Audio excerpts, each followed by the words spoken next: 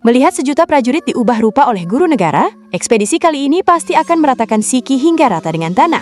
Dan kemudian ia memerintahkan jenderal andalannya, Deng Chanyu sebagai panglima tertinggi, dan dipimpin olehnya 4 jenderal Mo dan pasukan abadi bergerak menuju Siki. Dan namun saat pasukan sedang menyeberangi sungai, mereka justru jatuh ke dalam jebakan yang dipasang oleh Markis Sibo.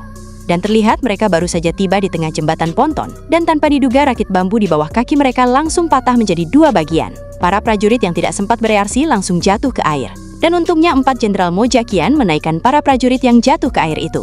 Dan kemudian mereka membawa pasukan besar melanjutkan perjalanan menuju medan perang Siki. Dan pasukan besar dinasti Shang dengan bantuan para saudara Mo Jakian maju dengan tak terhentikan. Dan tampaklah Mo Lishu mengeluarkan pusakanya, rubah emas bunga ungu. Dan binatang ini paling ahli dalam menggali lubang dan menembus tanah.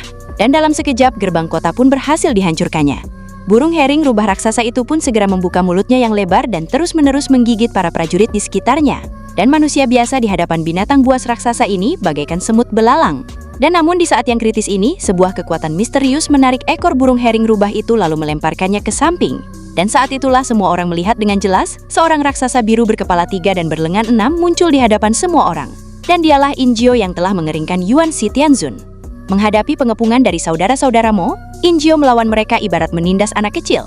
Dan dia langsung merebut pedang kembar dari tangan Mo Lishu lalu menghujani Mo Lishu dengan pukulan bertubi-tubi. Dan lalu dia menggendongnya melakukan gerakan handi cabut daun bawang dan melemparkannya ke udara tinggi. Dan begitulah binatang sihir itu mati terhempas. Dan meskipun para saudara Mo masing-masing mengeluarkan pusaka mereka, namun tetap satu persatu dibantai oleh Injio. Demi menggulingkan kekuasaan Raja Kutuk yang kejam, Adipati Sibo mengirim pasukan untuk berperang menaklukkan Raja Kutuk.